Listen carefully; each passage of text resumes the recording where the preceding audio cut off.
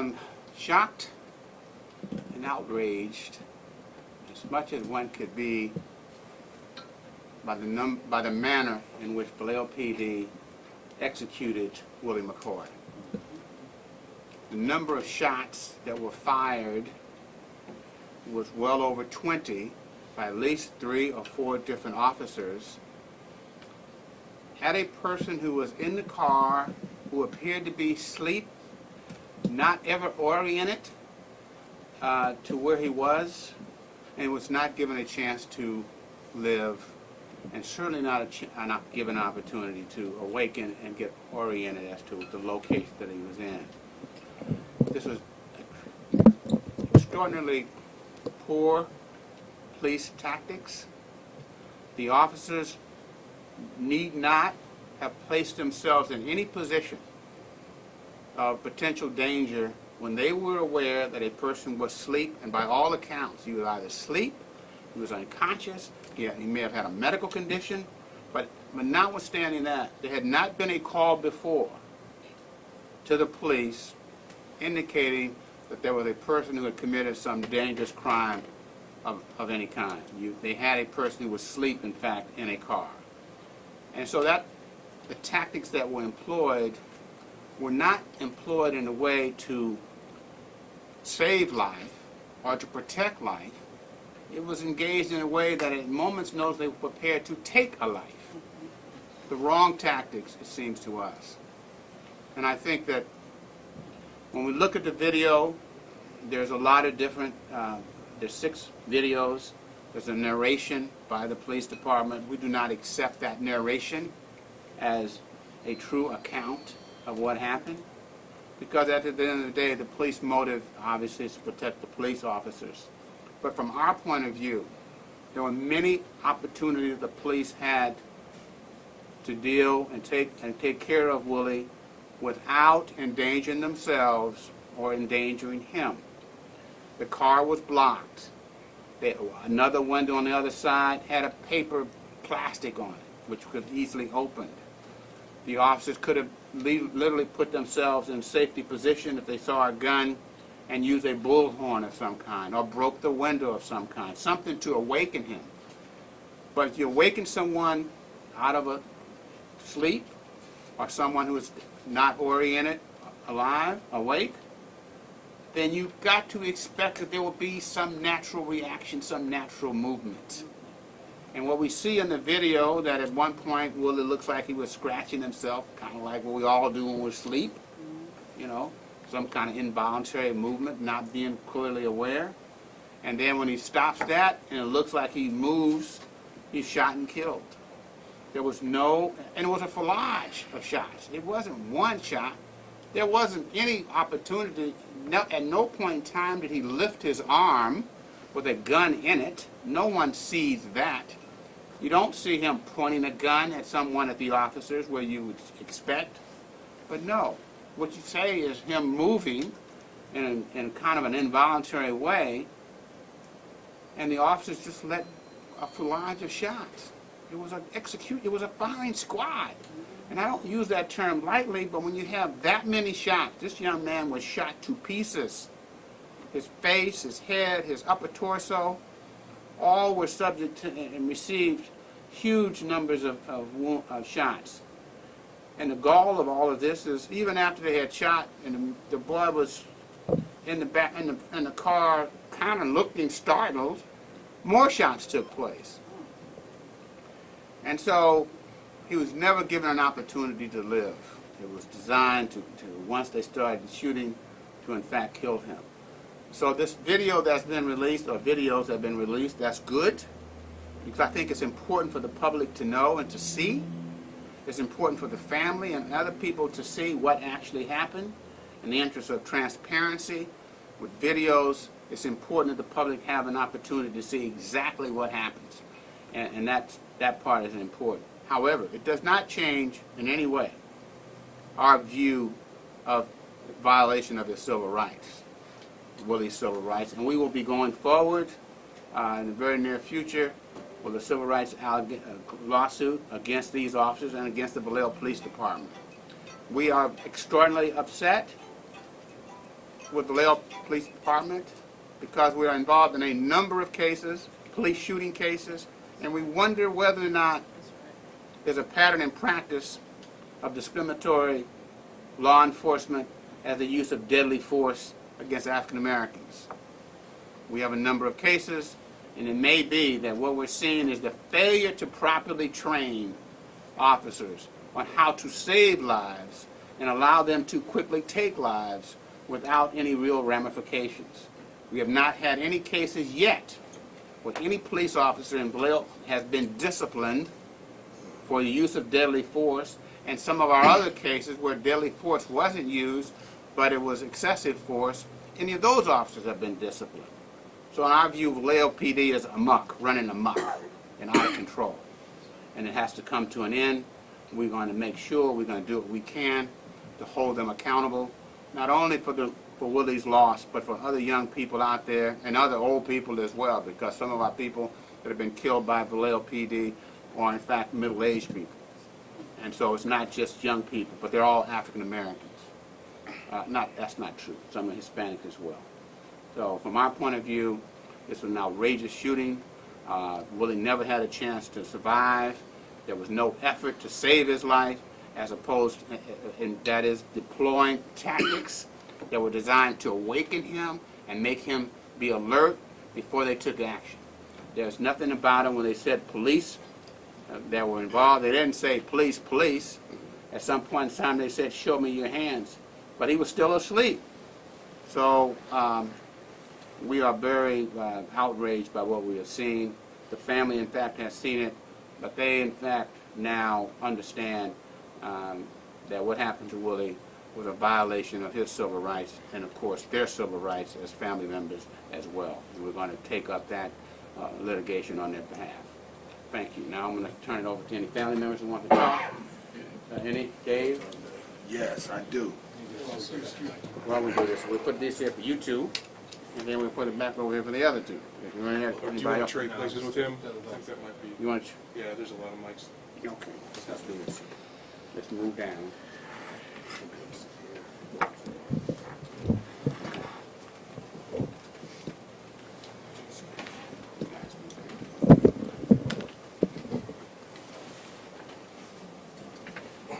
Dave, what's your relation to Willie? Willie is my little cousin, my baby cousin, and we were doing music and all kind of stuff together, as well as business. So, yeah, Willie was my beloved little cousin. Dave, what's your last name? Harrison. I'm glad that the video was released, that everyone can see it, because just like anything else, when it's something out there that's dangerous in the community, we want to know about it, whether it's a serial killer, whether it's a killer disease. We just happen to have police officers who are rogue out here, if you know. I mean, I've heard in the video, if anybody's watched the video, that the guy, one of the officers said, I don't even want to give this guy a chance. This is what we up against out here.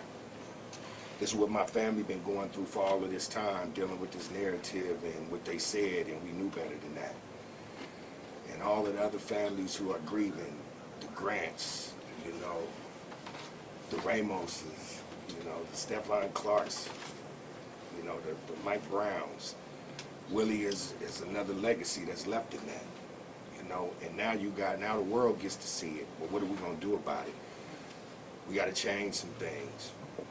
You know, we can't just be out here like, because Willie was a sitting duck in that car.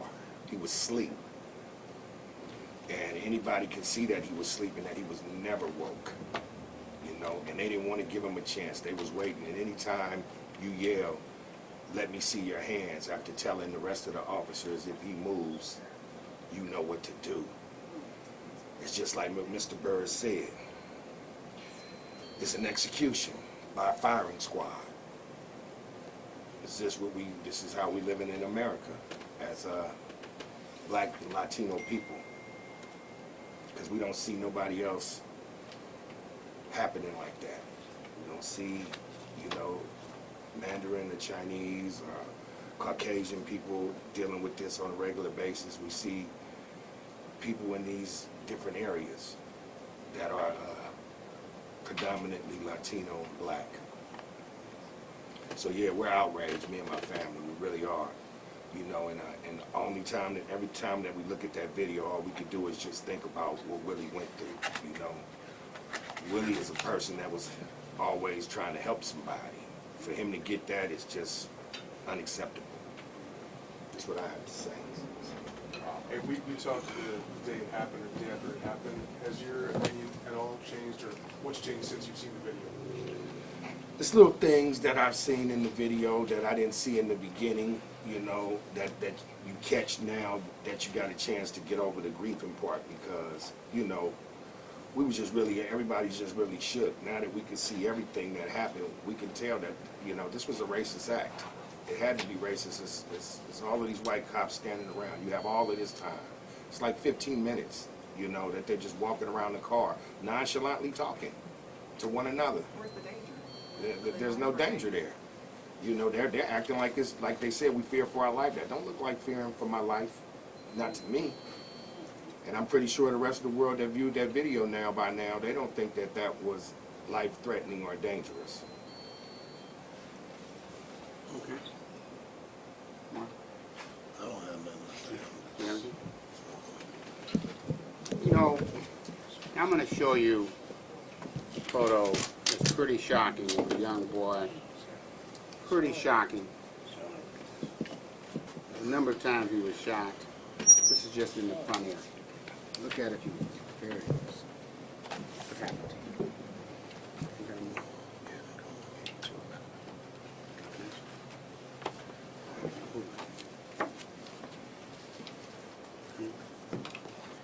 This is, it's just, how do you justify that many shots of a boy, young man in a car who was asleep, who you think is doing something, and you shoot him this many times through the window when you were in a position of safety? And so this is where you show he was shot on the right side of his body. Okay? Now these are pretty graphic pictures, but I think that the humanity of this is you can see what the damage was done to this young boy, this young man.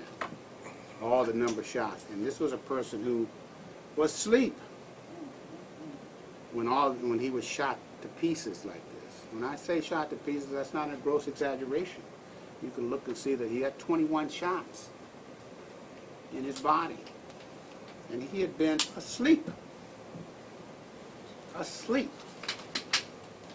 So anyway, I just want to, the final analysis is our position is full steam ahead. We are going forward with the litigation. We are outraged by what happened here, and this is what, bottom line, it's a human being, it's a young man whose life was taken. He had no opportunity to live his life. So we're distressed by it. Okay?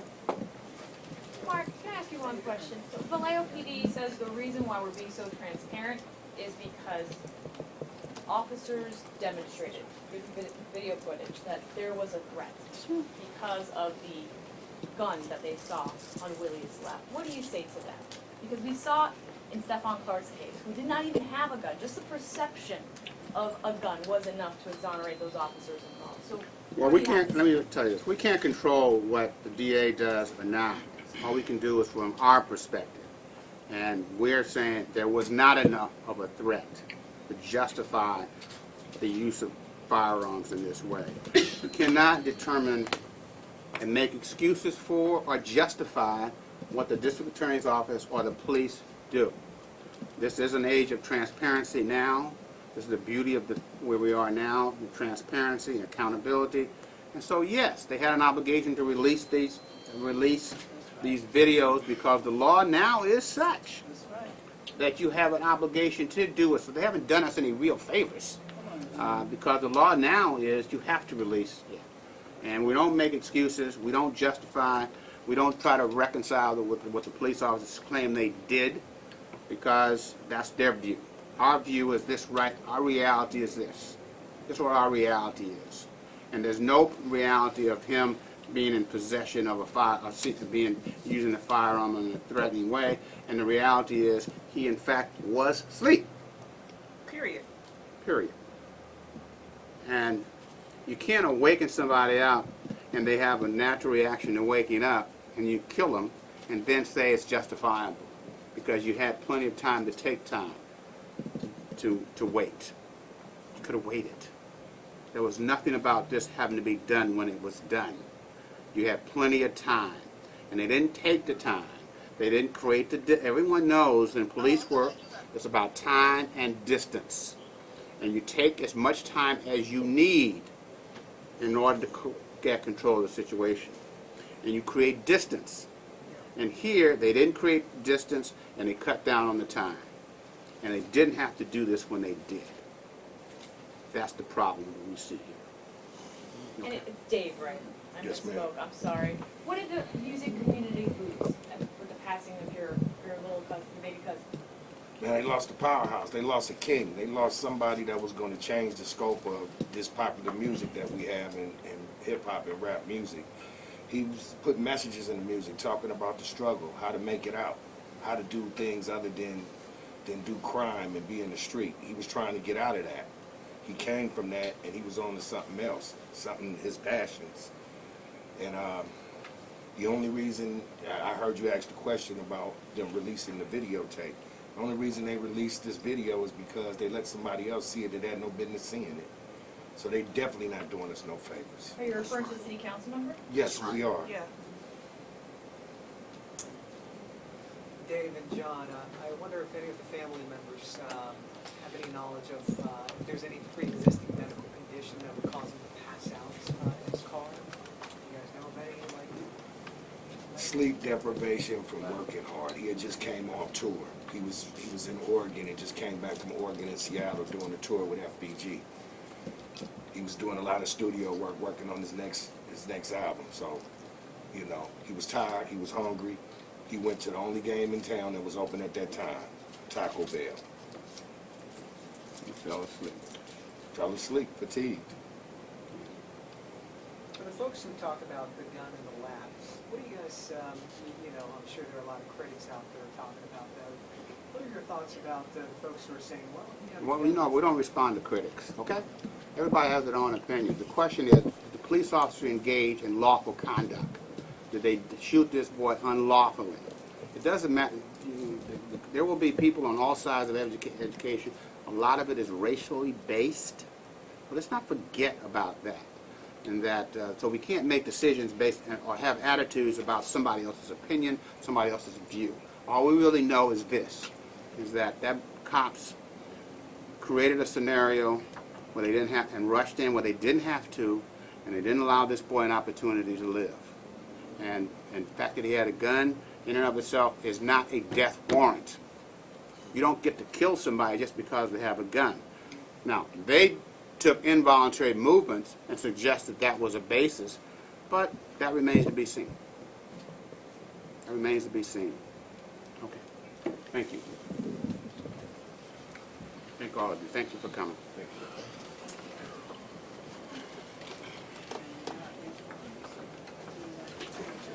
I got your picture. Coming around? No, I'm not going anywhere. Yeah, man, this is ridiculous. You guys moved it right, I know, brother. What's up? Y'all right? Elvis on the way. But you gotta be honest. Such a thing.